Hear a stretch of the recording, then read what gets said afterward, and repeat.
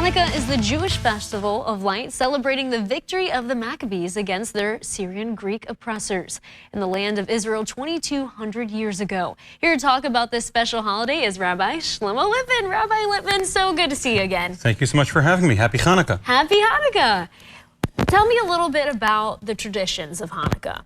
So as you said, Hanukkah celebrates two things. It celebrates the miraculous victory of the Maccabees over their Syrian Greek oppressors and them liberating and allowing Jewish practice to take place again in the Holy Land of Israel.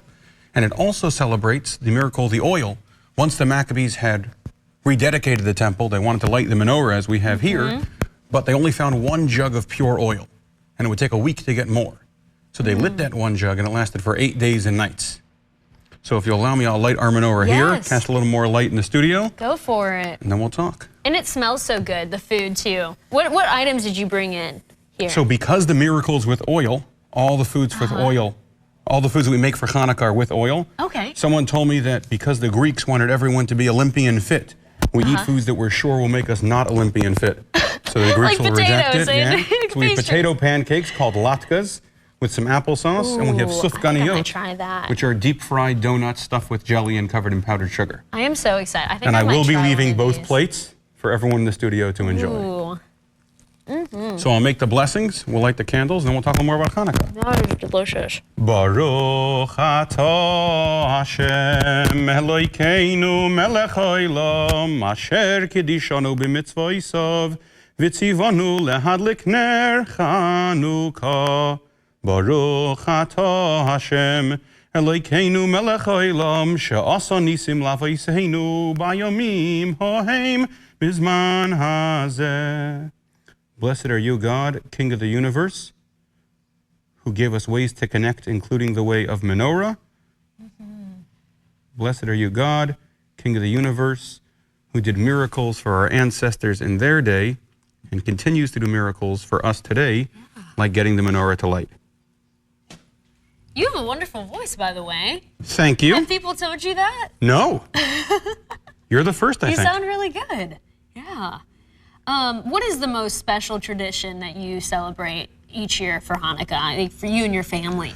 So this, we were talking earlier, this is my 22nd Hanukkah event this year. Oh my. I lit the menorah with our Senate delegation and most of our House delegation in Washington, with Governor Beshear at the Kentucky menorah in the Capitol, with elected officials in communities all across Kentucky. But for me, the most special event is lighting with my kids. Yeah, Chanukah, one of our key items of Hanukkah is the dreidel. The dreidel celebrates that when the Syrian Greeks outlawed the study of Torah, when Jewish children would go off into the caves to study, they would bring playing tops with them. So they could pretend that instead of studying God's word, they were instead gambling. Because the Greeks were fans of FanDuel. So to remember how important Jewish education is, and that our children are at the center of the holiday, that little toy that they would play with became one of the enduring symbols of Hanukkah.